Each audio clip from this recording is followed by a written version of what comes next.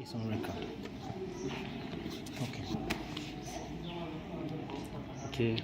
Yeah. First, we can start from your name. Introduction. Well, I am Dr. Daniel Ekongwe. Okay.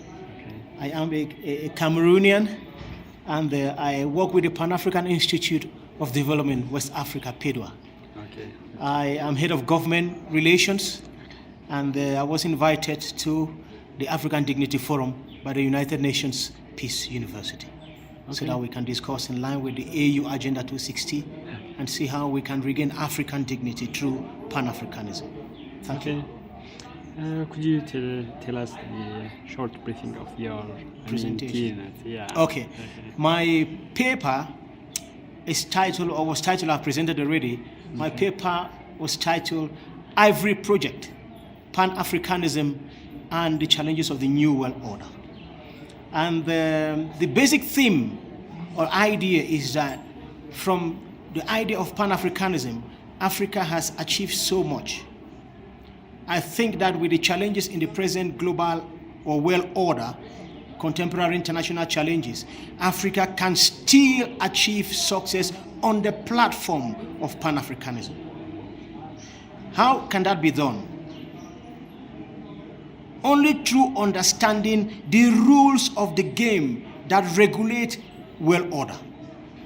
Economic organization, institutional arrangements, political agendas, cause of wars, changing patterns of wars, changing patterns of land grabbing, changing patterns of economic life, the need for inter-African trade, the need to tap from African civilization.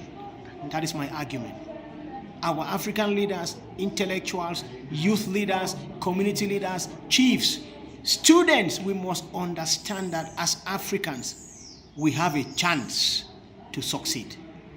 Because Pan-Africanism is a legitimate call for an African order. That is an African way of doing things that we can export to the rest of the world. We have seen it succeeded. In sports, Ethiopia and Kenya dominates, Tanzania dominates. We have seen it in music. We no longer play individual music. There's only one music all over Africa now. We've seen it in the film industry. The Nigerian film industry, Zimbabwean, South African film industry is now second in the world. It means that we have something to offer. That is my message. Most important, we as Africans must know that these things is called a game. We are actually at war. The other civilizations, the other powers, whether European, whether Chinese, whether American, they are not coming for friendly trips. It is a war to take what you have and use for themselves or against you. We have to get this in our minds as Africans. That's my argument. Okay, Doctor. How could you relate this with the current topic? Sorry? That's with dignity. Yes. Okay. Now, with dignity is that the relationship between Africans and particularly Europeans was one of domination. And when our way of life, land grabbing, and mothers they go out to protest, they don't have land to work farm again, you've lost your dignity as a human being. And when we have a state, after independence, African leadership struggled to hold this continent together. And now we are beginning to fight one against the other and discrediting that other person's attitude, way of dress, food, way of talking, and say that, oh, I am Muslim, he is Christian, he is Cameroon, you are Ethiopian. It was not like that. They have taken away our identity. Who? Those with whom we trade, those with whom we have relationships.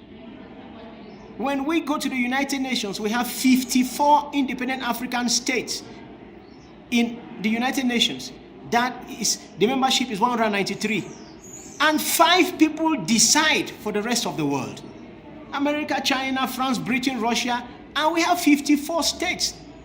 And they are presidents. Those people too are presidents. Taking away our dignity. We can't even decide the future of our own country, of our own children. Even our economic model, 15 economic models have been brought to Africa since 1960. We know the sort of structural adjustment program. None has worked.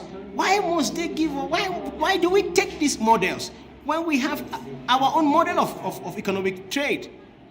Why? We have a way of financial institutions. In Cameroon, we called it Njangi. In Arabic, you know, this transmission of money and so forth. That is our culture. Why do we go borrow another person's culture to do things the way they do? We have our own way of life as Africans. We are Africans. And African does not mean skin color. African means the way our spirit is, the way we think, the way we live. We have a sense of community. In Cameroon and in other parts of Africa, when you are in your house and somebody comes to attack you, enemies come, what do you say?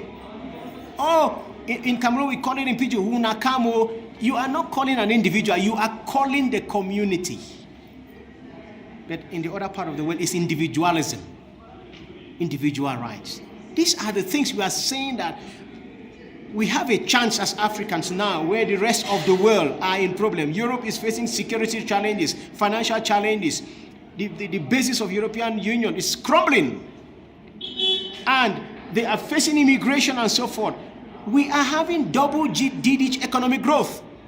We have a chance as Africans to negotiate. We have a chance to go back and tap from our own culture and move forward. Okay. Thank you. Okay, my final question. Yes. How scholars contribute to scholars? Yes. Scholars' contribution and with relative to the government. Yes, relation. that is a contribution of intellectualism. It is part of my paper. Pan-Africanism came as a result of the intellectual stimulations of Africans. Webb Du Bois and Mosea Jr., Sylvester, Kwame Nkrumah, they were intellectuals. They think. From the moment the intellectual of a country realizes that there is something wrong, that country gains momentum. Because the intellectuals research, identify a problem, and propose a solution. That is where we think that the contribution comes. It worked in the first, from Manchester 1945 Pan-African conference. It moved to Africa, intellectuals came together, we gained independence. At this point in time, intellectualism is even more important because the world has become more complex. The world has become more challenging with wars and insecurity and so forth. That is the place of the intellectual. That is what we are doing here. Finally, Yes. your message for governments. Yes. My message to the governments, I will repeat what I wrote to President Robert Mugabe. We have to understand the rules of the game. We have to understand the modus operandi of the international system. Else, whether we go with economic model, political policy, and so forth, we will be doing circles until we understand how the world operates. We will be doing circles. We must understand it is not a friendly game. We are at war. So we must take it as such. Thank you very much. Okay, thank you very much. Okay. Thank you. Thank you. Thank you.